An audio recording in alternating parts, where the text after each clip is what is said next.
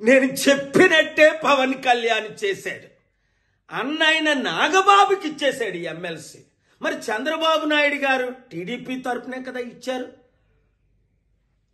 ఏం చెప్పారు వర్మకి పిఠాపురంలో? నువ్వు పవన్ కళ్యాణ్కి మద్దతు పోటీ చేయకుండా నెక్స్ట్ ఎమ్మెల్సీ నీకే ఇస్తానని దేవుడి సాక్షిగా చెప్పాడు.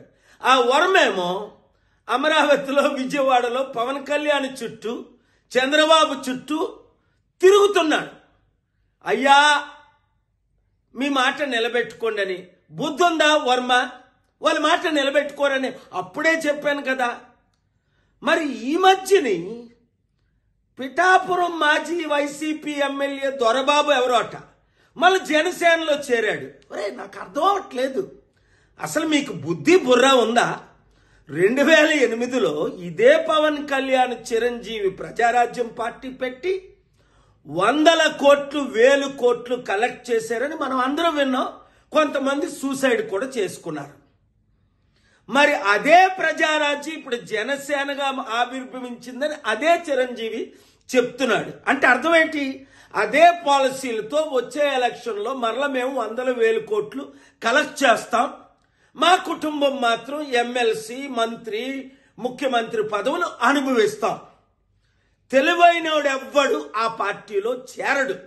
మూర్ఖులు గుడ్డోలు బుర్రలేనోళ్ళు మాత్రమే చేరుతారు అందులో. ఇంకా జనసేన కానీ టీడీపీ కానీ మన లైఫ్లో గెలుస్తుందా? 9 నెలలకే చాప్టర్ క్లోజ్. మొత్తం అంతా అవినీతి, అన్ని ఫెయిల్ అయిపోయారు అని స్పష్టంగా కనబడుతుంది కదా. వచ్చేది కేవలం ప్రజాశాంతి పార్టీయే, బడుగు బలహీన వర్గాల పార్టీయే. మన బీసీ ఎస్సీ ఎస్టీలు అందరూ ఇప్పుడు ఎందుకు కమిటీల్లో చేరిపోతున్నారు? ఐఏఎస్ ఐపీఎస్లు మొదలుకొని మాజీ ఎమ్మెల్యే మినిస్టర్ల వరకు. మీరు కూడా ప్రజాశాంతి పార్టీలో చేరండి, ప్రజలకు సేవ చేయండి.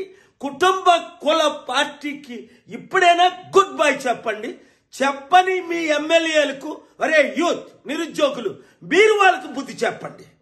ఈ వీడియో సత్యమైనది గనుక అందరికీ షేర్ చేయండి.